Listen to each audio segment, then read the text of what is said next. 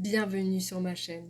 Aujourd'hui, nous allons plonger dans la vie fascinante de Charlotte Perriand, une pionnière du design et de l'architecture.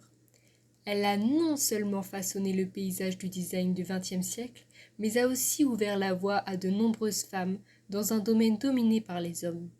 Pour son début de parcours, Charlotte Perriand, née le 24 octobre 1903 à Paris, elle commence ses études à l'école de l'Union centrale des arts décoratifs, où elle se passionne pour l'art et le design.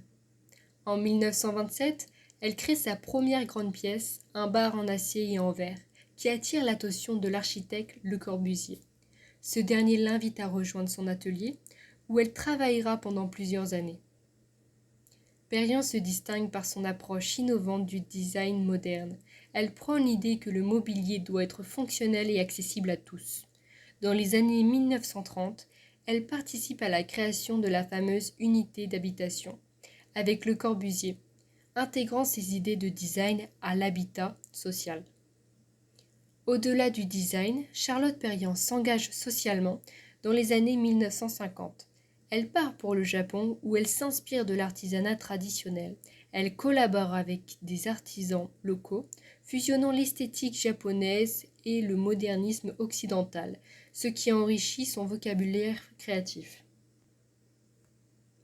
Parmi ses réalisations, la mythique chaise longue, est sans doute l'une de ses œuvres les plus célèbres. Avec ses courbes sensuelles, elle incarne parfaitement son style innovant.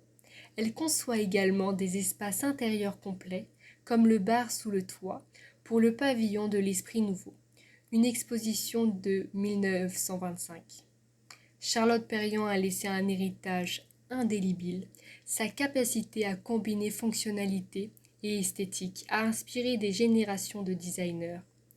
Elle a ouvert la voie à une plus grande représentation des femmes dans le monde du design et de l'architecture. Son travail continue d'influencer le design contemporain. En conclusion, Charlotte Perriand défie les conventions de son époque et son parcours est une source d'inspiration pour tous ceux qui aspirent à créer. Qu'avez-vous retenu de son œuvre? Laissez vos commentaires ci-dessous. N'oubliez pas de vous abonner pour d'autres histoires inspirantes sur le design et l'architecture. Merci d'avoir regardé.